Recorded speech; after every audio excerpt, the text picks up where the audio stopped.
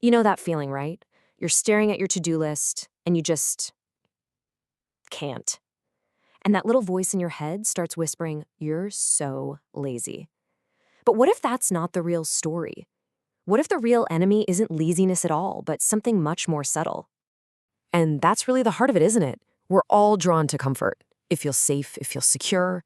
But that same comfort zone can turn into a trap, quietly and slowly squeezing the life out of our biggest goals before we even get started.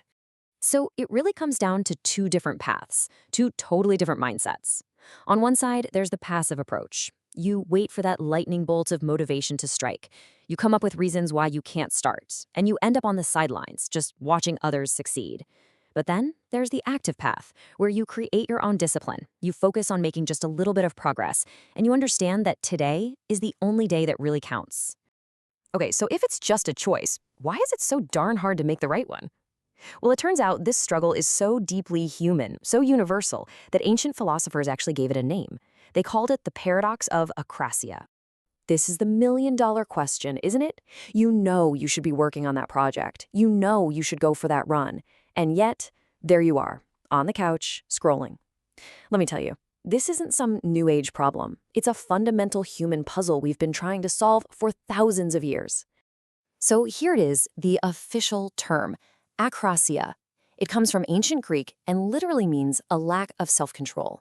It's that state of doing one thing even when you know you should be doing something else. And just giving this feeling a name is incredibly powerful. It stops being this vague, personal failure and becomes a real phenomenon that we can actually understand and tackle. And get this, even the greatest thinkers in history couldn't agree on it. You had Socrates over here who basically said, this isn't a real thing. If you truly knew what was best for you, you just do it. But then you had his student, Aristotle, who was a bit more realistic. He said, whoa, hold on, this happens all the time. It's a constant battle between what we know is right and what we feel like doing right now. And honestly, that just proves that what you're feeling isn't weird. It's just part of being human. All right, so we've put a name to the problem. We know it's ancient and it's real. So what's the antidote? How do we actually start winning that battle against our immediate desires? Well, the first part of the answer is a quality called grit. It's all about forging a will that's strong enough to pull you out of that comfort zone. So what is grit exactly? Well, according to the psychologist Angela Duckworth, it's actually a pretty simple formula. It's a combination of two really important things. First, passion, having a deep, genuine interest in what you're doing. And second, perseverance, the ability to stick with it, to keep going, especially when things get tough. Now, this is so important. You have to get this. Grit isn't just about being tough and going it alone. Duckworth's research shows it's built in what she calls a crucible. Think of it like a forge. One half is challenge. You have to be pushed beyond what's comfortable. But the other half, just as crucial, is support. See, challenge without support just leads to burnout. And support without challenge, well, that takes you right back to that comfy couch. You absolutely need both. And that brings us to maybe the most practical part of this whole thing. If grit is the character trait we need, how do we build it every single day? It all comes down to choosing discipline over motivation. It's about learning the difference between a fleeting spark and a reliable engine. Let's break this down, because this idea is a total game changer. Motivation is an emotion.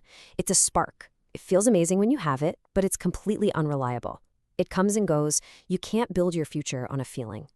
Discipline, on the other hand, is a system. It's the fuel in the tank. It's a commitment you make that says, I'm showing up whether I feel like it or not. It's what carries you through when the spark is gone. This quote just says it all, doesn't it? Real champions, real success. It's not built in the spotlight when everyone's cheering. It's forged in those quiet, difficult moments nobody else sees. The thousands of reps, the early mornings. Greatness isn't built on excitement. It's built on boring, consistent routines that break down the walls of your comfort zone, brick by brick. And why are those routines so incredibly powerful? Well, look at this number. Research popularized by Brian Tracy suggests that a staggering 95% of what we do, think, and feel is determined by our habits. 95%. Let that sink in. That means your future isn't defined by a few heroic moments, but by the small, disciplined actions you do every single day without even thinking about it. So, how do we start building those powerful habits? Well, it boils down to these three things that successful people do consistently. First, they are goal-oriented. They have a clear why that pulls them out of comfort. Second, They're action-oriented. They have a bias for doing things now, not someday. And third, the master skill, self-discipline. It's the one habit that makes all the other habits possible. So we've walked through the ancient problem of akrasia. We've talked about the power of grit and the absolute necessity of discipline. And after all that, it really all boils down to this moment, right now. Your choice, your future, the decision you're making today. I want you to really think about this for a second. Picture yourself 1 year from today. That time is going to pass no matter what you do. The only question is, when you get there, what story are you going to be telling yourself? And when it comes down to it, there are only two possibilities. There is no middle ground. You're either going to look back, and even if it wasn't perfect, even if you stumbled, you'll be able to say, I'm so glad I tried. Or you're going to look back with that heavy, hollow feeling of regret and say, I really wish I had just started. One path is about taking that first step out the door. The other is about sinking a little deeper into the couch.